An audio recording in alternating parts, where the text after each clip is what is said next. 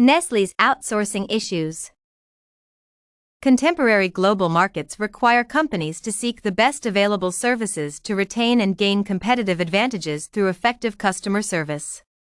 Nowadays, organizations are forced to compete internationally due to severe competition in interlinked markets, resulting in a convergence of customer demands. Consequently, Nestlé SA, a Swiss-based intercontinental corporation, has managed its diverse global operations by outsourcing most of its core activities. Founded in 1860 by Henri Nestlé to manufacture milk products, the firm is currently a global leader in food, beverage, nutrition, and health products, employing over 250,000 employees in 500 subsidiaries worldwide. Due to demands for higher wages and mounting production costs, large firms have opted to outsource production units to offshore centers in India, the Philippines, China, and Malaysia, which have educated and technically savvy workforces at lower labor costs. Nestlé thus outsources its supply chain logistics, raw materials, and equipment to minimize expenses, adapt more rapidly locally, and ensure corporate social responsibility (CSR) is sustained by engaging the local communities. The success of Nestlé's business management approach has been rewarded, with the company emerging as the most admired in America in 2008. However, control of the outsourcing centers is sometimes programmatic. In North America, Nestlé faced challenges regarding its water bottling subsidiaries, which violated environmental and local communities' water sources while not employing them, contradicting its global branding claims. In China, the milk scandal adversely affected the corporation after melamine, an industrial compound, was found in Chinese powder milk products.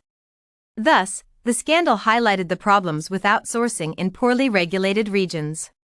Nestlé has subsequently improved its quality and CSR approaches to counter these setbacks and others. To reduce outsourcing problems and better control their international operations and quality standards, Nestlé has integrated web platforms like EProcurement, an online e-marketplace portal, to expand their supply chain network. In Latin America, Nestlé uses Circuit, a web platform that enables the firm to keep abreast of its operations. Similar software has been utilized in other regions to enhance supply chain networks, while an overall monitoring unit, global, for all the international branches is upheld in Vevey, Switzerland. Another major issue arising from outsourcing production and logistics is the unfair advantage exerted on contracted firms, generally wholly subjugated by Nestlé.